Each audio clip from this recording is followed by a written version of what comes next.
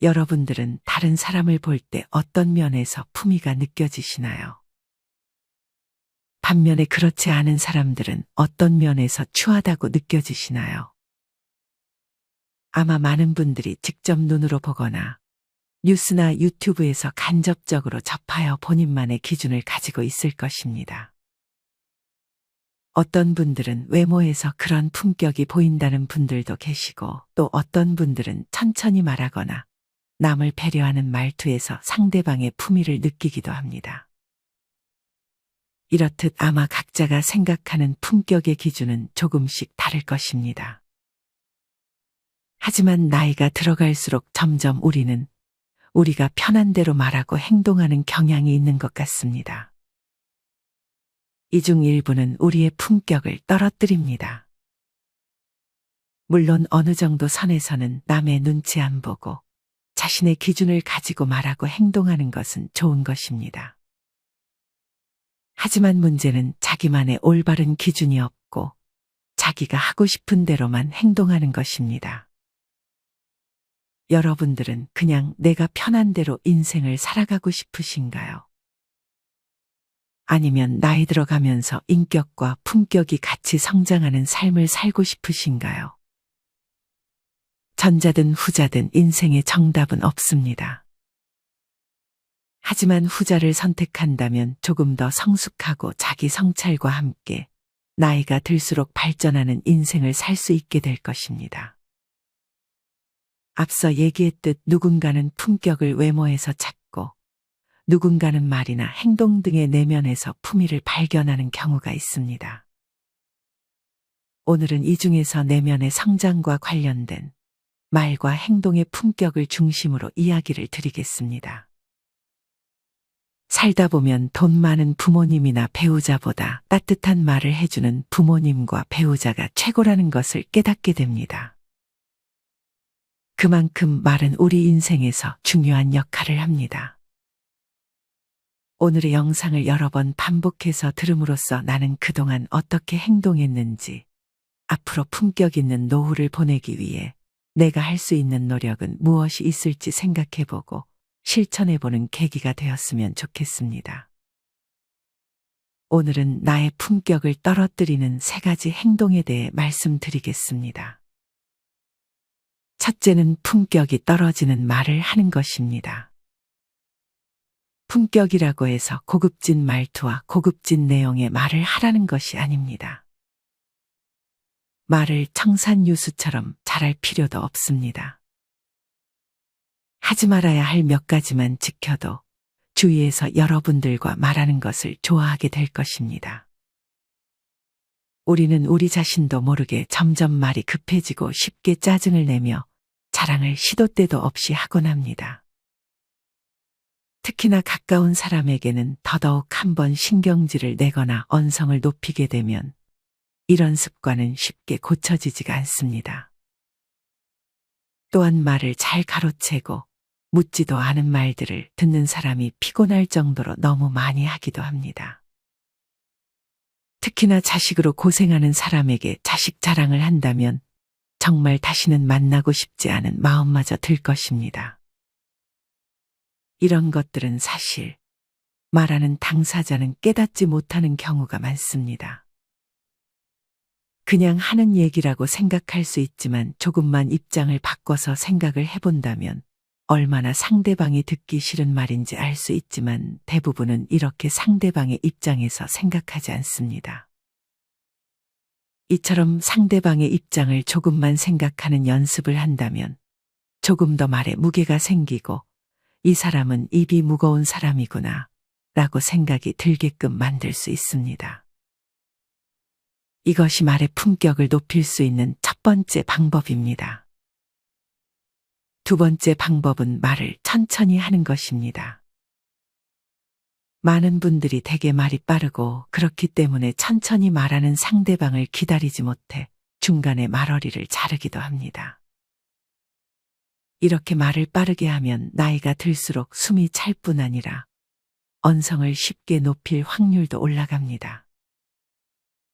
그러다 보면 얘기를 또 너무 심하게 하거나 나도 놀랄 정도의 심한 말로 주변 사람들을 상처 주기까지 합니다. 기분이 만약 안 좋은 상황이라면 말을 천천히 해야지라는 생각이 들지도 않고 막상 이런 상황에서는 예전에 했던 다짐을 실행으로 옮길 생각을 하지 못하게 됩니다. 이럴 때는 오히려 잠깐 자리를 뜨는 것이 좋습니다. 감정이 올라오면 절대로 천천히 말하거나 상대의 입장을 생각하기가 힘들어지기 때문입니다. 이런 상황이 아니라면 평소에는 말을 천천히 하는 연습을 하는 것이 좋습니다. 앞서도 얘기했듯 우리는 특히나 가까운 사람에게 습관적으로 짜증 섞인 말투를 쓰거나 언성을 쉽게 높이는 경우가 있습니다. 물론 상대가 어떤 특정 행동을 반복했을 때 그것이 내가 싫어하는 행동이라면 짜증이 날 수 있습니다. 하지만 이렇게 똑같은 행동에 계속 짜증을 내게 되면 나만 힘들어지게 됩니다. 제 경험상 그리고 많은 분들의 경험상 상대의 행동은 쉽게 바뀌지 않습니다. 상대가 안 바뀐다면 내가 바꿀 수 있는 것은 나의 내면과 내가 말하는 방식입니다. 계속 내가 싫어하는 행동을 한다면 원래 이런 성격을 가진 사람이라고 이해하고 이걸로 기분 나빠하는 것이 나에게 전혀 도움이 되지 않는다는 사실을 인지하는 것이 좋습니다. 대화 전문가 조관일 박사님은 다음과 같은 말을 했습니다. 온전히 이해할 수는 없지만 온전히 존중할 수는 있다. 상대의 행동을 이해하지 않아도 괜찮습니다. 다만 존중하는 자세를 보이는 것이 중요합니다. 이 같은 마음가짐으로 뭔가 화를 낼 만한 상황에서 만약 차분하게 대응한다면 주변 지인들은 물론 자식들, 손주들까지 여러분을 품격 있는 사람이라고 인지할 것입니다. 절대 하지 말아야 할 말이 있습니다. 그것은 셈이 많아서 남 잘 되는 꼴을 못 보고 남을 질투하는 말을 하는 것입니다. 이런 지인이 주변에 한 명쯤은 존재할 것입니다. 그 정도로 많은 분들이 시기 질투하는 말을 달고 사는 경향이 있습니다. 이분들도 대개 자기 성찰을 하지 않고 습관적으로 말을 하는 경향이 있습니다. 이런 분들을 지인으로 두고 있는 분들은 만나면 피곤하다고 생각하고 계속 인연을 유지해야 하나라고 고민하고 있을 것입니다. 많은 분들이 이렇게 상대방의 입장을 배려하지 않고 말을 빠르게 하며 쉽게 언성을 높이고 짜증을 내는 사람, 남을 시샘하고 자기 자랑을 심하게 하는 사람을 보면서 품위를 느끼지는 못할 것입니다. 저는 여기서 가장 중요한 것이 상대방의 입장을 생각하는 말하기인 것 같습니다. 이 말을 하면 많은 분들이 뻔한 얘기를 한다고 생각하실 수 있습니다. 하지만 이것을 실천하는 사람들이 과연 몇 분이나 될까요? 중요한 것은 실천입니다. 제가 하는 이야기는 대부분 여러분들이 많이 알고는 있지만 실천하지 못하는 것들입니다. 그런 것들을 제가 한 번 더 얘기함으로써 한 분이라도 실천을 하게 된다면 정말 좋을 것 같습니다. 다시 돌아와서 이렇게 상대방의 입장을 생각하는 것이 습관이 된다면 이것은 나의 내면에 정말 큰 도움이 됩니다. 마음에 가득한 것이 말로 나오는 것이기에 마음가짐이 가장 중요한 것입니다. 이렇듯 말에 앞서 중요한 것은 마음가짐입니다. 마음가짐을 잘하게 된다면 말에서 자연스럽게 품격이 느껴질 것입니다. 이를 위해 감사하는 습관을 기르고 명상을 하는 것도 도움이 됩니다. 조금 더 나은 방법을 하나 소개해드리면 오늘 하루 성찰의 일기를 쓰는 것입니다. 밤이 되면 오늘 하루 있었던 대화들을 생각해보며 나는 오늘 대화를 잘했나, 부족한 부분은 없었나를 한번 생각해보고 만약 부족한 부분이 발견되었다면 앞으로 어떻게 개선하면 좋을까를 적어보는 것입니다. 이렇게 직접 생각을 글로 옮기는 과정은 대단히 효과적입니다. 그냥 생각에서 그치는 것보다 훨씬 내 행동의 변화를 빠르게 도와줄 것입니다. 피곤하게 이런 것까지 해야 되나 라는 생각을 하는 분들도 계실 것입니다. 하지만 정말 빠르게 자신의 행동을 바꿔나가고 싶은 분들이라면 이 방법은 분명 도움이 될 것입니다. 원하는 것을 얻고자 한다면 반드시 그에 상응하는 노력을 기울여야 합니다. 정말 내면과 외면의 품격을 바꾸고자 하는 결심이 선 분들이 계시다면 제가 말씀드린 방법을 오늘 바로 실천해 보셨으면 좋겠습니다. 내 품격을 떨어뜨리는 두 번째 행동은 남과 자꾸 비교하는 행동입니다. 특히나 이런 행동은 자기만의 기준이 없는 분들에게서 많이 보여지는 행동입니다. 주변에서 혹은 방송에서 돈은 얼마가 있어야 되고 특정한 취미를 가지고 있어야 잘 사는 것이라는 등 주변의 말에 많이 휘둘리게 됩니다. 사실 비교하는 마음은 자연스러운 현상입니다. 특히나 나와 비슷하다고 생각했던 사람이 갑자기 잘 되게 되면 속이 쓰라리고 질투를 하며 불안감을 느끼는 것도 자연스러운 감정입니다. 우리는 어릴 때부터 끊임없이 비교를 하고 비교를 당하며 살아왔습니다. 아기 때 걸음마를 떼는 시기부터 학창시절 공부는 말할 것도 없고 취업, 결혼 등등 모든 부분들에 있어 남들과 특히 나의 친척들, 지인들과 비교를 합니다.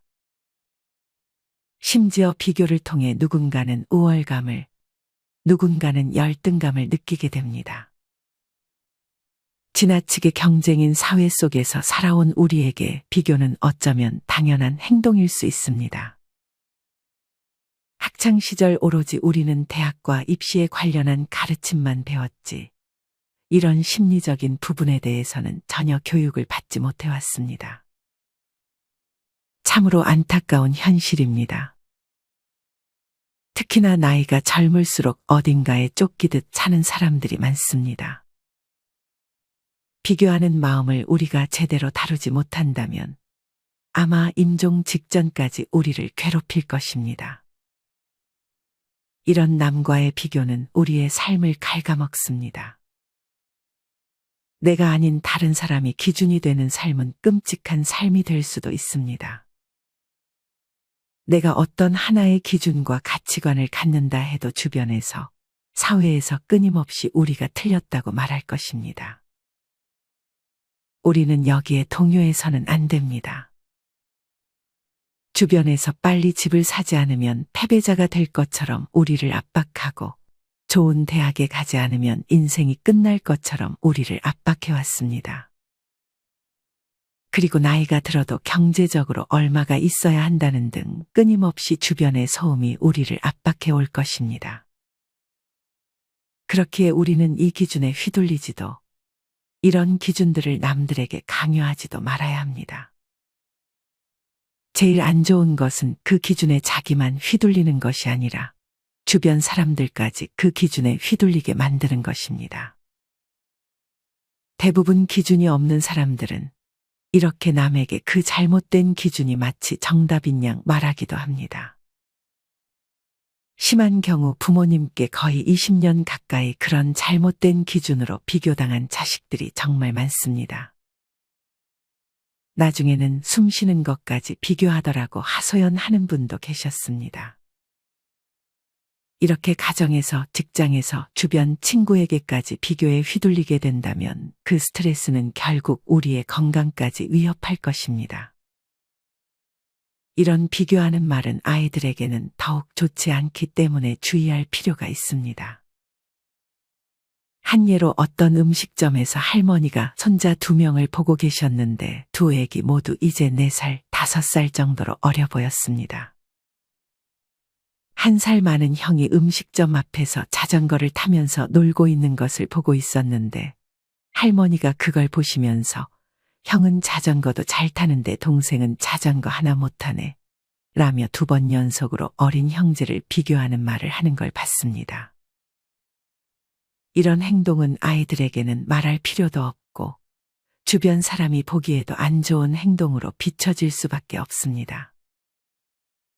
이렇게 어르신분들이나 부모님들은 간혹 내재적으로 접근해 볼 때 비교를 하면 자식들이 더 분발할 거라 생각하지만 이는 대단한 착각입니다. 가장 가까운 사람한테 비교로 무시당하는 마음이 얼마나 어렸을 때 상처가 되는지 모르는 분들이 많은 것 같아 안타까운 마음이 듭니다. 이 같은 비교를 하는 원인은 앞서 얘기한 대로 자신만의 기준이 없어 중심을 잡지 못했기 때문입니다. 스스로의 기준을 확실하게 세워야 주변 사람들의 말에 상처받지 않을 수 있습니다. 충분히 잘하고 있고 열심히 하고 있다고 스스로 확신을 가지면 나 자신도 그리고 그런 자식을 보는 부모님들도 남들의 말에 휘둘리지 않을 수 있습니다. 혹여나 본인은 그렇지 않다고 생각하는데 부모님이 깎아내리는 부분에 대해서 내가 정말 그런가 하는 의심이 들 때는 가까운 가족이 아닌 객관적인 피드백을 줄 수 있는 제3자의 의견을 물어보는 것도 좋은 방법이 될 수 있습니다. 이런 비교에서 멀어져 행복한 삶을 살고 계신 분들도 마찬가지로 어릴 때 온갖 비교에 노출되었던 분들이 많습니다. 그것에 따른 각종 강요로 부모님과의 관계가 많이 힘들었는데 나만의 기준에 만족스러운 삶을 사는데 집중하다 보니 그런 비교를 극복하고 훨씬 행복한 인생을 살고 있다고 말하곤 합니다. 중요한 것은 내가 어떻게 살고 싶고 어떤 걸 좋아하면서 인생을 보내고 싶은지 분명해야 한다는 점입니다. 그 기준이 명확하다면 남이 비교하는 경우에도 흔들리지 않고 그 잘못된 기준으로 남을 비교하는 행동은 하지 않게 될 것입니다. 이와 관련된 내용들도 앞서 말씀드렸던 일기를 쓰며 기록해두는 것은 아주 효과가 좋습니다. 기준이 흔들리려 할 때마다 나의 생각을 글로 적어나가는 것입니다. 그냥 생각만 하는 것과 분명히 다른 효과가 나타날 것이니 반드시 해보시는 것을 추천드립니다. 나의 품격을 떨어뜨리는 세 번째 행동은 집안을 어지럽히는 행동입니다. 여러분들 주변에 집 정리를 잘 안 하는 분들이 한 명쯤은 있을 것입니다. 주변 지인들의 집 혹은 방송이나 유튜브에서 어지러운 집을 보면 어떤 느낌을 받으셨나요? 물론 이것만으로 사람을 판단할 수는 없지만 대개 집을 잘 치우는 사람들을 더 좋게 볼 것입니다. 예전 영상에서도 말씀드렸지만 한번 사둔 물건을 잘 버리지 못하는 분들이 계십니다. 이것이 심하면 저장 강박증이 생기게 됩니다. 이렇게 물건을 계속 쌓아만 두게 된다면 같이 사는 가족들은 당연히 그것을 좋게 보지 않을 것입니다. 심지어 그런 집 주변을 지나가는 사람들조차 좋은 말이 나오기 힘들 것입니다. 이런 분들은 집에 누군가를 잘 초대하지도 않습니다. 좋은 소리를 듣지 못할 것을 알기 때문입니다. 이런 분들은 버리는 것을 사는 것보다 몇 배는 더 어렵게 생각합니다. 또한 나중에 쓰게 될 경우가 생길까봐 혹은 자꾸 버리다가 정작 버리지 말아야 될 것들도 버리게 될까봐 그렇게 버린 것들이 몇 년이 지나도 눈에 밟힐까봐 버리지 못하는 경우가 많습니다. 이런 증상이 심하다면 꼭 전문가와 상담을 받아보시는 것이 좋습니다. 전문가와 상담을 받는 것은 절대 부끄러운 일이 아닙니다. 오히려 전문가와 상담받는 것이 무서워 계속 똑같은 상황을 반복하는 행동이 훨씬 안 좋은 것입니다. 그러니 혼자 바꾸기 힘들다면 꼭 주변의 도움을 받는 것이 좋습니다. 옛말에 책장의 책은 80%만 꽂아라 라는 말이 있습니다. 항상 갖고 있는 물건은 수납 공간보다 적어야 한다는 얘기입니다. 또한 미니멀리스트들의 유튜브를 보는 것도 좋습니다. 이런 영상을 보면 마음이 굉장히 편해지고 방을 정리하고 싶어지고 나에게 쓸데없는 물건이 많았구나 하고 반성하게 됩니다. 이렇게 내면에서부터 바뀌게 되면 행동으로 옮기는 것이 한결 수월해질 수 있습니다. 이미 집이 너무 어지럽다고 생각해 어디서부터 손대야 할지 모르겠는 분들은 먼저 내가 가장 많이 사용하는 공간부터 정리해 보는 것이 좋습니다. 혹은 옷장을 먼저 정리하는 것도 좋은 방법입니다. 옷들은 아마 옷장뿐만 아니라 이곳저곳에 널려 있을 수 있습니다. 그런 옷들 중에 대부분은 안 입는 옷이 천지라는 것을 알게 될 것입니다. 무언가를 버려야 하는 순간이 오면 이게 얼마짜린데 라는 생각으로 망설이게 될 수 있습니다. 이렇게 사는 것보다 버리는 게 용기가 더 필요한 분들이 계십니다. 이런 분들은 애초에 정말 쓸 것이 아니라면 사지 않는다는 마음가짐으로 소비하는 것 또한 도움이 될 것입니다. 1년 동안 쓰지 않은 물건은 하나씩만이라도 버리는 습관을 꼭 만들어 보시길 바랍니다. 이처럼 누군가에게는 버리는 것이 정말 어려운 행동입니다. 그러니 이것을 해낸다면 여러분은 정말 어려운 행동을 해낸 사람입니다. 할 수 있습니다. 인생지혜가 여러분을 응원하겠습니다. 오늘은 나의 품격을 떨어뜨리는 3가지 행동에 대해 알려드렸습니다. 첫째는 상대를 배려하지 않는 말투를 남발하는 것. 둘째는 누군가와 자꾸 비교하는 말을 하는 것. 마지막 셋째는 정리정돈을 잘 안 하는 습관입니다. 오늘 드린 말씀이 결코 정답은 아닙니다. 그냥 지금처럼 사는 것이 편한 분들도 계실 것입니다. 그런 분들은 현재에 만족하면서 살아가면 됩니다. 하지만 정말 성장하는 노년의 삶을 보내고 싶은 분들은 오늘 영상의 내용이 성숙한 노후를 보내시는데 조금이나마 도움이 되시기를 바랍니다. 오늘의 이야기는 나이 있으신 분들뿐만 아니라 젊은 세대에게도 해당하는 내용입니다. 젊은 분들에게도 언젠가는 중년, 노년의 시기가 반드시 찾아올 것이기에 이것들을 미리 알고 행한다면 훨씬 더 현명한 노후를 보내실 수 있을 것이라 확신합니다. 품격이라는 것은 거창한 것이 아닙니다. 기본에 충실하는 사람, 평범한 품위가 좋은 것입니다. 다시 한번 강조하지만 실천이 어렵습니다. 오늘 말씀드린 내용 중 딱 한 가지만 실천해도 여러분은 정말 잘하는 것입니다. 실천하는 여러분을 충분히 자랑스러워 하시길 바랍니다. 마지막으로 오징어 게임에 출연한 오영수 배우님께서 예전에 방송에 출연해 아름다운 삶을 사세요라는 말을 전했습니다. 여러분이 생각하는 아름다운 노후의 삶은 어떤 것인가요? 이 질문과 함께 오늘의 영상을 마치겠습니다. 우리 모든 구독자분들의 행복한 여생을 인생지혜가 응원합니다. 다음에 더 좋은 내용으로 찾아뵙겠습니다. 감사합니다.